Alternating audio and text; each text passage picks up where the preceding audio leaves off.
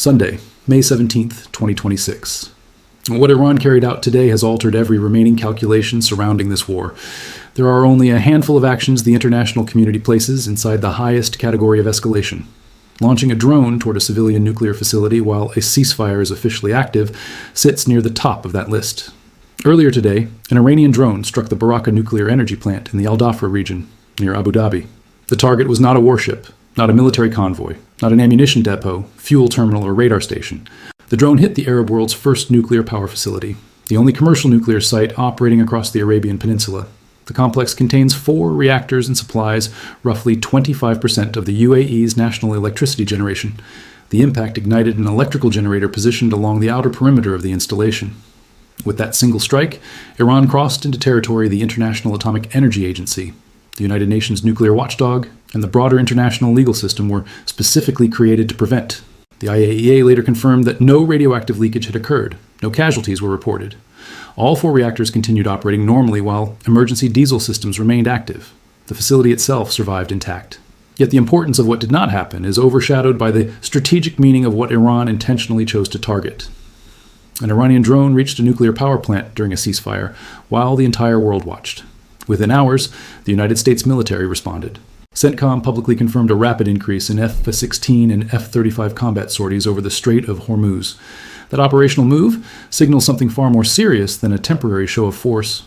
Any remaining illusion that the ceasefire still functions as a stable framework is now collapsing on a timeline measured in hours instead of days.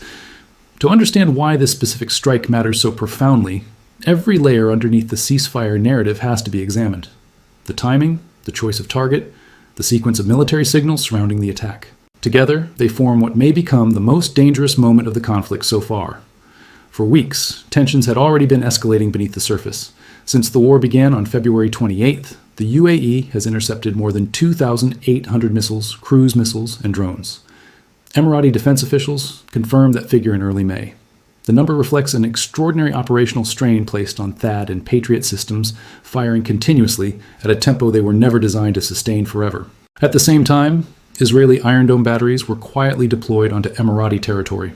The United States ambassador to Israel, Mike Huckabee, confirmed their presence publicly. That revelation alone demonstrated how dramatically regional alignments have shifted. Israeli air defense systems operating inside the UAE would have been politically unimaginable barely 18 months ago. Behind the scenes, the UAE had already entered the conflict directly. Reports from both the Wall Street Journal and the Telegraph described Emirati air operations against Iranian positions, including the strike against the Lavon Island oil refinery in early April. That facility ranks among Iran's 4 largest oil export hubs. Western-made aircraft and drones reportedly disabled the refinery for months and triggered a massive blaze visible far beyond the island itself. Iran retaliated afterward with missiles and drone attacks directed toward Dubai, Abu Dhabi, and Kuwait. Now, in the middle of this already active military confrontation, during a ceasefire that officially still exists on paper, Iran has targeted a nuclear power station. That is the critical point. The Baraka strike was not an escalation emerging from calm conditions. It was an escalation inside a conflict that never truly stopped. The ceasefire label simply provided diplomatic cover, while both sides continued actions the agreement was supposed to prohibit. The illusion finally ended not through negotiations, not through a formal announcement, but through a drone explosion beside the only nuclear power facility in the Arab world. The strategic message behind the attack is impossible to ignore. The IRGC does not select targets casually. Striking a nuclear facility during an active ceasefire represents one of the clearest signals imaginable to every government observing the region. Baraka is not classified as a conventional military target. Under international humanitarian law, under the Geneva Convention's additional protocols, and under the specialized legal framework surrounding civilian nuclear infrastructure, attacks against nuclear energy facilities occupy a separate category entirely. This goes beyond ordinary infrastructure damage. A successful strike against critical nuclear systems carries the possibility of radiological contamination spreading across borders, harming civilian populations entirely disconnected from the conflict and creating consequences lasting for generations. Iran understood every aspect of that reality before launching the drone. The message was deliberate. No location inside the UAE is guaranteed protection under the ceasefire structure. Critical infrastructure remains vulnerable. Governments supporting the existing arrangement are now forced to reconsider whether maintaining the ceasefire still serves any strategic purpose. At the same time, Iran pushed the UAE and the United States into an impossible diplomatic position by forcing them to answer an attack on a nuclear installation without appearing responsible for collapsing the ceasefire themselves. That calculation reveals the mindset driving the escalation. Conventional military options available to Iran have narrowed significantly. As a result, the threat of striking sensitive civilian infrastructure now functions as a replacement form of leverage. Now, the IAEA's reassurance regarding reactor safety also requires careful interpretation. No radiation escaped. Reactor operations continue normally. But that is not the conclusion of the story. It is the beginning of a different question entirely. Why did the drone strike an outer perimeter generator rather than a reactor building, cooling structure, or spent fuel storage area? There are only several possible explanations, and each carries enormous implications. The first possibility is limited targeting precision. If that is the case, Iranian drone capabilities against heavily defended installations may be less accurate than official rhetoric has claimed. Even so, the drone still reached the perimeter of one of the region's most protected sites. The second possibility is intentional restraint. Under that interpretation, the IRGC deliberately selected a peripheral system to demonstrate access and capability without triggering the catastrophic consequences associated with a direct reactor impact. The third possibility is defensive interference. UAE air defense systems may have partially disrupted the drone's approach, diverting the strike away from more sensitive components and toward the less critical generator that was ultimately hit. Each explanation points toward a different operational reality. Yet every one of them leads to the same immediate conclusion. Baraka's defenses must now be strengthened dramatically. Surveillance coverage around potential drone approach routes must expand, and Iran must receive a deterrence signal powerful enough to convince its remaining military infrastructure that another escalation of this type carries unbearable consequences. The speed of the American military response reveals how seriously Washington interpreted the incident. CENTCOM's immediate expansion of F-16 and F-35 patrol operations above the Strait of Hormuz was not symbolic theater. It represented a direct force posture adjustment triggered by the strike on Baraka. Continuous combat air patrols mean armed aircraft remain overhead at all times instead of rotating through temporary mission windows separated by operational gaps. That transition matters enormously. It signals movement from a monitoring posture into a maximum readiness posture. Operation Freedom, the United States mission intended to preserve maritime movement through the Strait, already involves approximately 15,000 personnel alongside more than 100 aircraft. That architecture was already operating under intense pressure before today. Now the operational tempo is accelerating further because military planners believe the next attack could produce far more severe consequences. Among the most important indicators is the surge involving the F-16 CJ Viper platform. The CJ Wild Weasel variant exists for one purpose above all others: suppression of enemy air defenses. Its mission profile centers on locating, targeting, and destroying hostile surface-to-air missile systems. That detail changes the interpretation of everything happening overhead. An increase in Wild Weasel sorties suggests CENTCOM is no longer preparing only for defensive interception missions against incoming missiles and drones. The United States military appears to be preparing for the possibility of offensive operations aimed at Iranian air defense networks that may have been rebuilt or repositioned during the ceasefire period. That distinction matters because it signals a transition away from temporary containment and toward preparations for a broader operational phase. What the United States is preparing for now is no longer another defensive holding pattern. The operational indicators point toward offensive missions that require the electromagnetic battlespace to be stripped clean before strike aircraft move toward Iranian targets. That is why the sudden increase in Wild Weasel activity matters so much. F-16. CJ squadrons are not surged randomly. Those aircraft move first because their mission is survival preparation for every aircraft that follows behind them. They enter hostile airspace ahead of the larger strike formations, hunting radar systems, locating missile batteries, and dismantling the defensive network that could destroy incoming aircraft. When Wild Weasels suddenly appear in greater numbers, it means something larger is preparing to move behind them. Their presence this morning was not the operation itself. It was the signature that something else is approaching after the air defenses are neutralized. Then came the statement from Energy Secretary Chris Wright, and that declaration may be one of the clearest civilian confirmations yet that Washington has already shifted into operational countdown mode. Wright stated publicly that if negotiations fail to produce a settlement within the coming days, the United States will return to what he described as the military method to reopen the strait. The wording matters, the timeline matters even more. He did not say the coming weeks. He did not describe an indefinite diplomatic process. He said the coming days. That language, delivered by the Secretary of Energy whose institutional responsibility is directly tied to global energy stability, effectively confirmed that the military preparations visible across the region are not speculative. They are real, they are imminent, and they already possess cabinet-level authorization. The phrase military method carries enormous weight. It does not mean additional pressure campaigns or symbolic naval positioning. It means the full American combat architecture already assembled across the Middle East. It means Air Force strike groups, naval carrier operations, Marine deployments, the 82nd Airborne, Delta Force teams that have maintained regional presence since March. It means B-2 Spirit bombers loaded once again with GBU-57 bunker busters. And it means the F-16 CJ Wild Weasels now flooding the skies as the unmistakable pre-kinetic signal of the exact military pathway the Energy Secretary just referenced publicly. And once again, the timeline remains the same. The coming days. Reporting published by the New York Times on May 15th reinforced the same picture. According to those reports, both Israel and the United States have intensified planning for potential renewed strikes, with military operations possibly beginning as early as this week. That reporting functions as intelligence community confirmation of the timeline the American civilian leadership has now acknowledged openly. At the center of all this sits the evolving defense coalition surrounding the UAE. The confirmation that Israeli Iron Dome systems are physically deployed on Emirati territory represents far more than a temporary battlefield arrangement. It reveals the shape of the regional security order emerging from this war. United States Ambassador to Israel Mike Huckabee publicly confirmed the deployment. Read carefully what that means. American, Israeli, and Emirati. Defense structures are now functioning as an integrated air defense network. Israeli systems are actively protecting Gulf infrastructure from Iranian attacks while operating directly on Gulf soil. This is not a short-term convenience born from panic. It is the visible realization of the security framework first outlined by the Abraham Accords, signed in 2020. What diplomacy began, the Iran-Israel Gulf War of 2026, accelerated into operational reality at extraordinary speed because shared existential threats always compress political timelines. The architecture now in place is massive. American-supplied THAAD batteries, UAE-owned Patriot PAC-3 launchers, Israeli Iron Dome systems verified publicly by an American ambassador. Pakistani JF-17 and F-16 aircraft sitting armed inside hangars at King Abdulaziz Air Base under Saudi Arabia's Strategic Mutual Defense Arrangement. 4 separate national defense systems are operating together to shield Gulf infrastructure from Iranian strikes. And once these operational relationships are built under live combat conditions, they do not simply disappear afterward. Combat cooperation creates permanent institutional habits.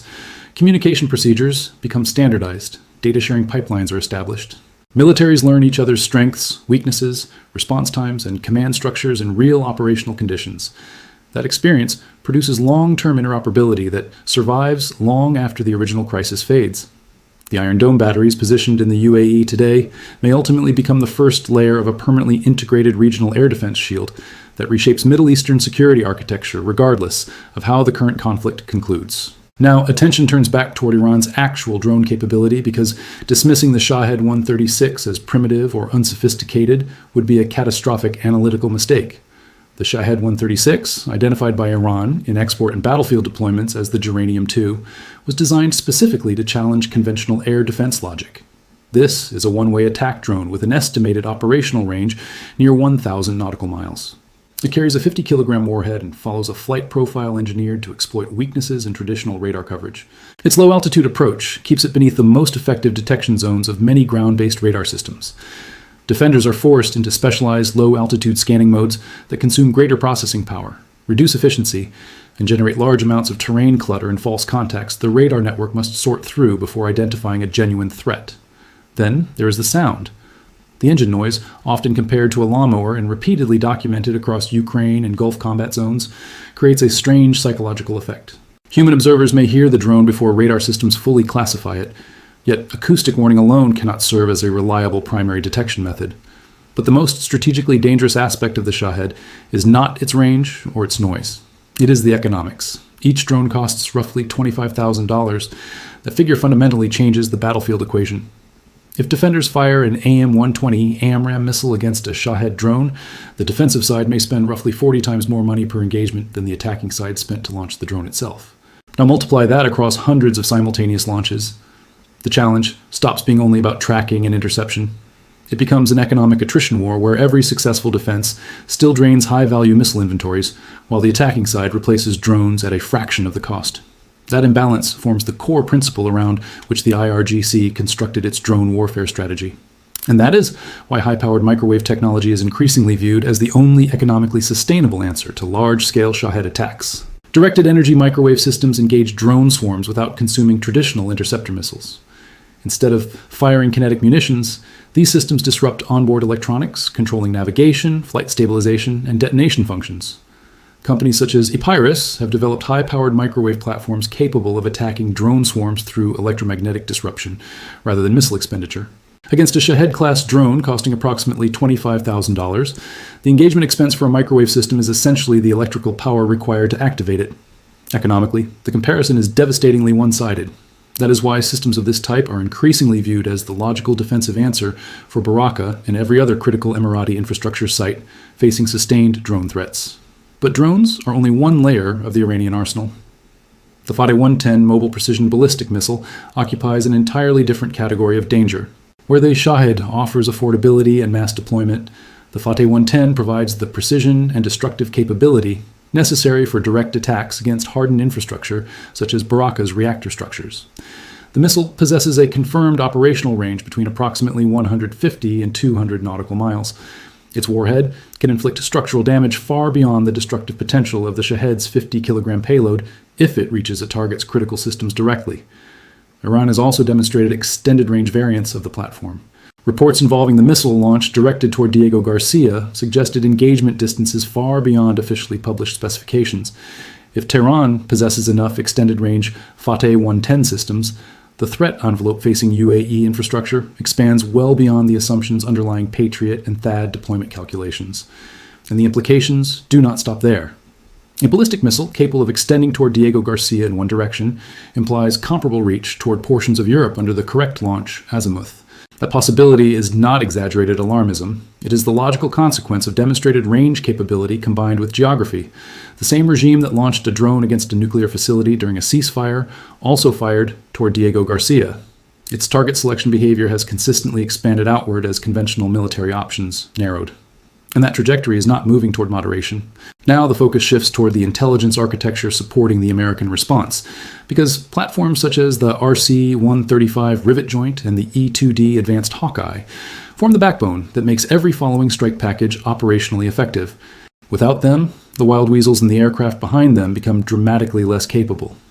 The RC-135 rivet joint is a modified Boeing 707 carrying roughly 35 signals intelligence specialists alongside an advanced electronic surveillance suite capable of collecting, classifying, and geolocating emissions across enormous operational areas. Its importance in the Iran theater is immense. During the ceasefire period, Iranian forces used the pause to rebuild portions of their surface-to-air missile network. Radar systems damaged earlier in the conflict were restored. Surviving missile batteries were relocated away from previously identified coordinates. Dormant radar installations inactive during the war's first phase were brought online again. The rivet joint exists to map that entire rebuilt electronic environment before the first offensive missile is launched. Each time an Iranian radar array powers up and begins scanning the sky for incoming threats, the RC-135 rivet joint orbiting at approximately 40,000 feet immediately captures the electronic emission. From waveform behavior and frequency signatures alone, the aircraft's sensor systems identify the radar category, evaluate its capabilities, and pinpoint its location with enough precision to transform it from a vague threat zone into a confirmed strike coordinate. Inside the aircraft, roughly 35 intelligence specialists work continuously, assembling a live electronic order of battle. That constantly updated map is what the F-16CJ Wild Weasels depend upon when selecting which radar systems must be hunted first. It is also the same intelligence picture strike aircraft require before entering Iranian airspace. The RC-135 does not launch missiles. It carries no offensive payload. Yet without it, the survivability of every combat aircraft flying afterward drops dramatically. The platform exists to make missions executable instead of suicidal. Then comes the E-2D Advanced Hawkeye, the airborne battle management layer that transforms separate military platforms into one synchronized combat network. Operating from carrier flight decks, the Hawkeye provides airborne early warning coverage capable of tracking more than 2,000 simultaneous targets at distances exceeding 300 nautical miles. Through Link 16 tactical data networks, that targeting picture is distributed instantly across the entire theater. Every F-16 Viper maintaining combat air patrols receives the same information. Every F-35C launching from carrier decks sees the same tactical feed. AH-64 Apache helicopters hunting drone launch teams near coastal areas receive it as well. THAAD.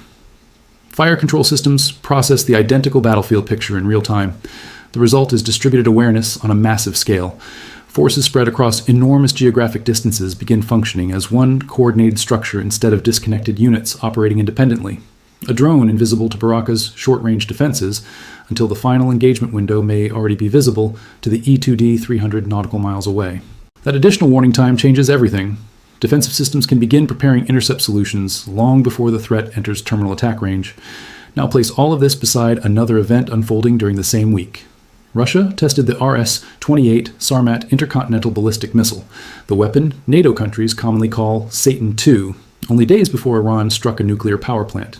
Those are not isolated headlines separated by geography. Viewed strategically, they are interconnected signals from two governments whose interests have aligned repeatedly throughout this conflict against American military and diplomatic influence. Russian President Vladimir Putin personally announced the Sarmat launch on Russian state television. He described the missile as the most powerful in existence and claimed its warhead output exceeded Western equivalents by more than 4 times. The Sarmat reportedly carries as many as 15 warheads and possesses global strike capability, allowing it to approach targets from either polar direction. That matters because American missile defense systems were historically optimized to confront threats approaching primarily from northern trajectories. Putin publicly unveiling the test on the exact day Iran targeted nuclear infrastructure inside the Gulf is not coincidence under any serious strategic analysis of the Russia-Iran relationship. The signals complement each other. At the strategic level, Moscow showcased modernization of its nuclear deterrent capability. At the regional level, Tehran demonstrated willingness to place civilian nuclear infrastructure directly inside the battlefield. And both developments arrived during the same week. The Trump summit generated agreements connected to Iranian nuclear weapons concerns, while reports simultaneously confirmed that American Delta Force personnel remained positioned inside the Middle East, awaiting authorization for a nuclear material recovery mission near Isfahan. The message from Moscow is clear. Any escalation undertaken by Washington against Iran unfolds inside a nuclear environment. Russia is actively modernizing and signaling publicly. Iran's message is equally direct. No civilian infrastructure inside the Gulf is protected simply because diplomatic language says a ceasefire exists. Together, both signals are designed to complicate American calculations surrounding military intervention that every operational indicator now suggests is rapidly approaching. Then there's the Taiwan dimension emerging from the aftermath of the Trump-Xi summit. After returning from Beijing, President Donald Trump was asked whether Taiwan should feel safer or less secure following the summit discussions. His answer contained only one word: neutral. That single response compressed the entire American doctrine of strategic ambiguity toward Taiwan into its simplest possible form. Chinese President Xi Jinping warned Trump directly that Taiwan remained capable of triggering clashes and potentially larger conflict. At the same time, the proposed $14 billion arms package for Taiwan referenced by Trump remains both a deterrent signal aimed at Beijing and a negotiating lever Washington has not abandoned. Meanwhile, the American blockade operations currently unfolding in the Persian Gulf are being studied carefully by Chinese military planners. Every admiral observing the maritime pressure campaign against Iran understands the larger implication. The same naval architecture applied against Chinese shipping lanes during a Taiwan contingency could create severe consequences for the Chinese economy. That is why the blockade against Iran carries demonstration value far beyond the Middle East itself. The operation functions simultaneously as strategic communication directed toward Tehran and toward Beijing. Now combine every track together, and the full meaning of May 17th, 2026 becomes visible.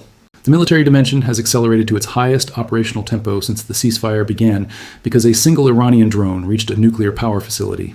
F-16 CJ Wild Weasel sorties have surged dramatically. F-35 aircraft maintain continuous combat air patrols. Operation Freedom now operates with approximately 15,000 personnel and more than 100 aircraft. The E-2D Hawkeye and RC-135 Rivet Joint provide the airborne command, tracking, and signals intelligence backbone supporting the entire force posture. The USS Tripoli and USS New Orleans carry Marines from the 31st Marine Expeditionary Unit alongside F-35Bs, MH-60 Seahawk helicopters, Zulu attack helicopters, and AH-64 Apache gunships already positioned inside the theater and specifically suited for counter-drone operations after the strike on Baraka.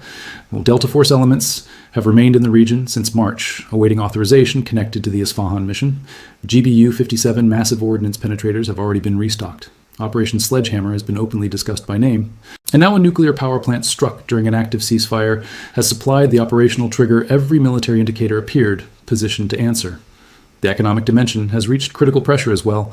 The Karg Island storage crisis, The risk that the Baraka strike could destabilize additional Emirati energy infrastructure, escalating regional disruption extending beyond Strait of Hormuz shipping routes alone. Oil prices climbing again toward $140 per barrel. Qatar projecting elevated energy prices lasting between 2 and 3 years. And the Energy Secretary publicly acknowledging that if diplomacy fails within the coming days, the alternative becomes military action. The diplomatic track itself may already be effectively dead. Negotiating ceasefire arrangements becomes politically impossible once one side launches a drone against a civilian nuclear facility during the ceasefire period itself. No American administration can continue pursuing diplomacy under those conditions without appearing to reward nuclear infrastructure targeting through accommodation. So this is where the situation stands on May 17, 2026. The IRGC has carried out an action that provides the United States military, the UAE military, and the Israeli military with perhaps the clearest retaliatory justification they could realistically receive under international law and public perception simultaneously. A nuclear power station was targeted during a ceasefire. The incident was documented. The IAEA confirmed it publicly. The strike occurred in full view of the international community. There is no gray zone surrounding that reality. The legal framework protecting civilian nuclear facilities contains no exception allowing attacks during ceasefire periods. In fact, the expectation runs in the opposite direction. Protected infrastructure should face the lowest risk precisely during periods supposedly governed by a negotiated restraint. Iran selected the ceasefire moment intentionally because that condition amplified the strategic message. Attacking civilian infrastructure during open warfare carries one meaning. Striking nuclear infrastructure while every party publicly claims commitment to restraint sends a completely different signal. That signal is straightforward. No ceasefire structure, no diplomatic agreement, no summit declaration, and no international pressure alters IRGC operational behavior. When the organization decides escalation serves its interests, the ceasefire becomes useful when it benefits the IRGCO. It becomes irrelevant when it does not. International protection mechanisms surrounding nuclear facilities are viewed as restrictions imposed on others, not limitations, accepted internally by the IRGC itself. And the escalating political cost associated with targeting nuclear infrastructure appears to be a price Tehran is increasingly willing to accept because leadership may believe existing pressure has already exhausted everything they still had to lose. The surge of F-16 CJ Wild Weasel sorties above the Strait of Hormuz this morning. The Energy Secretary's warning about the military option returning within days. The New York Times reporting that operations could begin as soon as this week. Those developments are Washington's answer to the message Iran delivered at Baraka. The Wild Weasels remove the defensive shield first. The strike formations move afterward. And the drone strike against a nuclear power facility during an active ceasefire has now provided the justification the surrounding military architecture appeared, built to answer from the very beginning. Before this morning, the ceasefire was already barely surviving. After Baraka, the life support has been disconnected. The next 48 to 72 hours may determine whether the region steps back from the edge or crosses into an entirely new phase of conflict. If you want deeper analysis on the military, political, and global consequences unfolding behind these events, stay with this channel and follow the next breakdown as the situation develops in real time.